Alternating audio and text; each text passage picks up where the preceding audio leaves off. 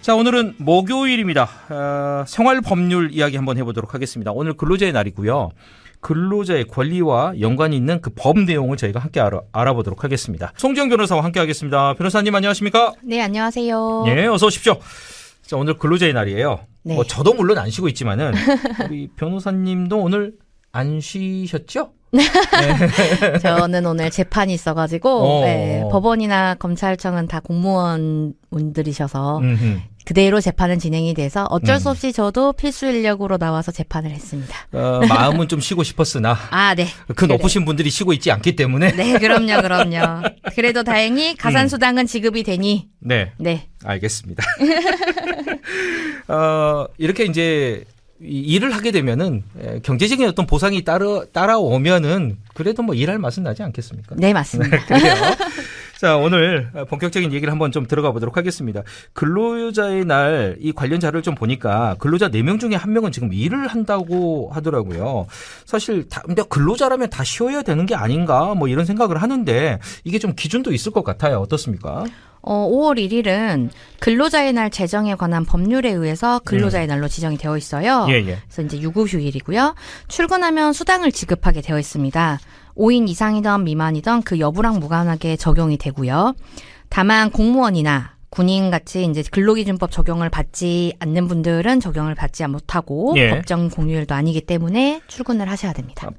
근로기준법에 적용을 받는 모든 근로자에게 해당이 되는 날이다. 뭐 이렇게 지금 정리를 하면 되겠죠? 네.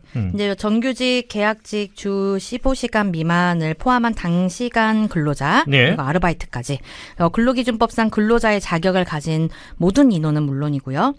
1인 사업장도 근로자가 존재를 하면은 유급휴일이 적용이 되게 되어 있어요. 네, 이제 많이들 5인 미만 사업장의 경우에는 못 쉰다고 알고 계시는 경우가 많더라고요. 근데 이제 가산수당 지급 여부에 대한 차이가 있는 것이지 원칙적으로는 쉬는 날이 맞습니다. 원칙적으로는 쉬는 날이 맞다라고 이렇게 이제 정리를 해 주셨는데 이 5인 미만 사업장을 중심으로 저희가 오늘은 이야기를 좀 나눠볼 건데 5인 미만 사업장에서 이 근로자의 권리가 어떻게 보면 좀 제한되는 부분들이 좀 상당히 많이 있는 것 같아요. 네, 맞습니다. 이게 5인 미만 사업장의 열악한 현실이 이제 많이 지적이 되고 있어요. 그러니까 현행 근로기준법상 연장, 야간, 휴일 근로 가산수당을 받을 근거가 없어요. 그래서 이제 보통 이제 통상임금의 1.5배를 받게 되어 있는데 5인 미만 사업장의 같은 경우에는 야간에 일을 해도 주말 근무를 해도 이런 부분에 대해서 다 제외가 되게 되어 있고요. 초과 근로 제한 규정도 적용이 되지가 않습니다. 연차 휴가도 보장이 안 되고요. 주 52시간 근로시간 제한도 없습니다. 이제 이런 주요 조항들이 사실 적용이 되지 않다 보니까 5인 미만 사업장 근로자의 월 평균 임금이 아무래도 전체 평균보다는 조금 낮게 되고요. 5인 미만 사업장 근로자의 주당 평균 근로 시간이 전체 사업장 평균보다는 조금 더 길게 나타나고 있습니다. 이 주위에서도 이렇게 이야기를 들어보면은 5인 미만 사업장에서 이렇게 해고를 당하잖아요. 좀 그래서 좀 불리한 부분들도 많은 것 같다라고 이렇게 얘기를 하더라고요. 뭐 그런 부분들에 대해서. 맞아요. 이게 이제 근로기준법상에 해고 관련 조항이 원래 따로 지정이 되어 있어요. 이제 우리 법률상 사업주가 정당한 이유 없이 해고, 휴직, 정직, 전직, 감봉 등 부당해고 등을 하지 못하게 되어 있어요. 그리고 이제 경영상의 이유를 포함을 해서 해고를 할 경우에는 30일 전에, 그러니까 한 달 전에는 해고 예고를 하게 되어 있고 해고 사유와 시기를 서면으로 통지해야 된다라는 조항도 있어요. 통지를 해야 된다? 네, 맞습니다. 사유와 시기를. 그런데 이제 5인 미만 사업장에는 이 방금 말씀드렸던 30일 전에 해고 예고를 해야 되는 이 해고 예고에 관련한 규정은 동일하게 적용은 되는데 적용은 된다. 네, 해고 사유를 서면으로 통지할 의무는 없고요. 그리고 그래서 노동위원회의 부당해고 구제 신청 자체도 5인 미만 사업장은 적용이 되지 않아서 불가능합니다. 자, 그러면은 5인 이게 참 걸려요. 이 숫자 하나 때문에 어떻게 보면은 굉장히 좀 차별적인 요소가 많다라는 생각이 드는데 왜 5인입니까? 이게 상대적으로 규모가 좀 작고 영세하기 때문에 이게 근로기준법은 정말 근로자를 위한 기준이다 보니까 사업자가 어려워진다 그건가요? 네, 맞습니다. 그래서 이런 근로기준법의 모든 조항을 그대로 적용을 시킨다. 그거는 사업 운영에 좀 어려워질 수 있다라고 보기 때문인데 초기에 근로기준법 제정이 된 게 1953년이에요. 그래서 당시를 생각을 하면 이제 아무래도 경영 기반이 좀 취약한 영세 사업장들도 많았고 엄청 많았겠죠. 그렇죠. 예. 대부분 다 소규모고요. 그러니까 일부 조항에 예외를 두거나 유예를 해서 규제 때문에 사업을 접거나 하지 않도록 도움을 줘야 했던 부분이 없지 않아 있었을 것 같아요. 예. 그래서 다시 생각을 해보면 이제 사업주 또한 보호할 대상이다라는 시각에서 비롯됐다라고 보시면 될 것 같습니다. 뭐 그건 인정을 해요. 네네. 예. 근데 사실 지난 1999년에 헌법재판소가 이 5인 기준으로 적용하는 근로기준법에 대해서 이 제10조 1항이 있는데 헌법상 평등권을 침해하는지를 다룬 사건이 있었어요. 예. 영세 사업장이 모든 사항을 준수를 할 만한 여건이나 능력을 갖추지 못한 것이 현실이고 이러한 현실을 무시를 하고 모든 사업장에 동일하게 적용을 시킨다라는 거는 근로자의 보호는커녕 오히려 영세 사업장에 감당하기 어려운 경제적, 행정적 부담을 가중하는 결과가 된다. 네. 이러한 판단을 내려놨고 그 이후로도 이 판결에 기초해서 계속 이제 유지되고 있는 상황이기는 합니다. 예. 평등권에는 분명히 침해가 되는 건 맞는 얘기인데. 네. 그러니까 결론은 이 사업주들도 힘들기 때문에 어쩔 수 없다. 지금 그렇게 해석이 되는 것 같습니다. 이런 부분들은. 어떻게 보면 사업주가 힘들어서 사실상 사업을 접게 된다면 근로자들도 일할 수 있는 직장이 줄어드는 없어진다. 효과가 된다. 이런 개념으로 보시면 될 것 같아요. 어떤 경제적인 측면에서 제일 아래 단계부터 이제 무너지기 시작한다. 이렇게 좀 이야기가 될 것 같은데. 그런데 문제는 이걸 지금 법적으로 악용을 하는 그런 사례들이 있다라는 거잖아요. 네, 맞아요. 네. 최근 국회 토론회를 보더라도 근로기준법 적용을 회피하기 위해서 5인 미만 사업장으로 위장하는 사례가 지난해에만 14만 개에 이르는 것으로 나타났다고 하더라고요. 예.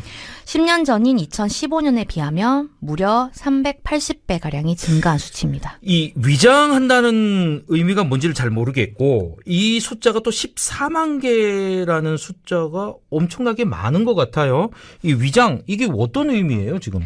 이를테면 동종업종에서 사업체만 여러 개로 분리를 해서 이 사업장을 쪼개기를 한다든지 근로계약은 4명만 체결하고 나머지 근로자는 사업소득자로 위장을 해서 본인의 의무를 회피한다든지 이런 식의 편법을 쓰는 건데 그러니까 같은 회사예요. 알고 봤더니. 네. 그런데 옆에 사무실을 하나 얻어놓고 예를 들어서 거기는 남편이 사장이고 아내분이 또 사장이고 사장도 이렇게 분리를 하고 일은 거의 같이 하는 그런 형태라고 볼 수 있는 거겠네요. 실제로 제가 해본 사건들은 하나의 방에 네. 2개의 사업체가 사업자를 2개를 내는 거네요. 그러면 호실을 그냥 큰 게 1호실, 2호실을 빌려서 벽 하나도 없고 벽도 없고. 네, 그런데 이제 301호, 302호니까 사업자 신고는 각각에 가능하고 그런 경우들도 있어요. 이게 그러니까 이제 쪼개기를 하는 거군요. 그러니까. 네. 아하. 그래서 이제 우리 법원에서는 이게 형식적으로만 분리된 법인이라고 하더라도 실질적 근로 관계가 살펴봐야 된다. 그래서 경영상 일체성을 갖추고 유기적으로 운영이 되면은 하나의 사업장으로 인정을 해야 된다라는 판결을 내리기도 했어요. 어찌 됐든 간에 그런데 이제 여전히 이제 많은 근로자가 앞서서 14만 개라고 했잖아요. 그러니까 쪼개기 사례가. 네. 그러면은 이제 법의 보호를 받을 수 없는 구조예요. 그렇다면은 저는 이런 형태보다는 5라는 숫자에 집착하는 것보다는 어찌 됐든 간에 그러면 그 사업주에게 뭔가 또 지원을 해줘서 그런 방향성도 있을 것 같거든요. 어떻습니까? 예. 사실 저도 사견으로는 이게 근로자의 그런 기본권과 영세 사업장의 생존이라는 두 가지의 가치가 어떻게 보면 충돌하는 거잖아요. 예. 이제 정말 신중하게 현실적으로 접근을 해야 된다고 생각은 합니다. 그래서 이제 아무래도 전면 확대는 솔직하게 현실적으로 쉽지는 않을 것 같고, 다만 이제 단계적으로 순차적으로 노동자들의 권리를 보호할 수 있는 방법을 좀 확대를 해야 되지 않을까. 그리고 무엇보다 노동이 부당해고 구제 신청은 아무래도 모든 사업장에 허용하는 법률 규정으로 개정이 좀 이루어져야 되지 않을까 싶습니다. 예. 이제 상시 근로자 수를 5인 미만으로 쪼개나가는 방법이 가장 낫지 않을까라고 생각을 합니다. 예. 자, 그러면 마지막으로 이 소규모 사업장에서 또 반드시 알아야 될 근로기준법 좀 있다면은 마무리하는 말씀으로 좀 더 부탁드리도록 하겠습니다.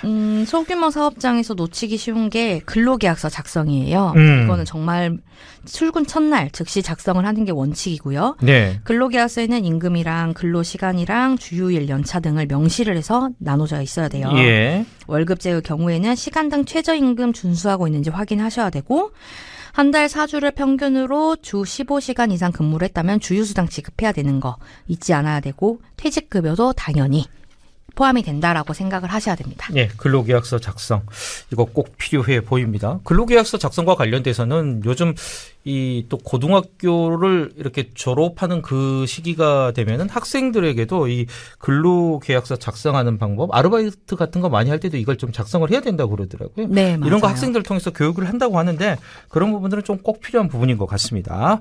자, 오늘 근로자의 날입니다. 예, 근로자의 날 법정 공휴일이기 때문에 모두가 좀 쉴 수 있었으면 하는 그런 바람을 가져보고요. 예, 소규모 사업장을 둘러싼 근로기준법 내용에 대해서 저희가 자세히 알아봤습니다.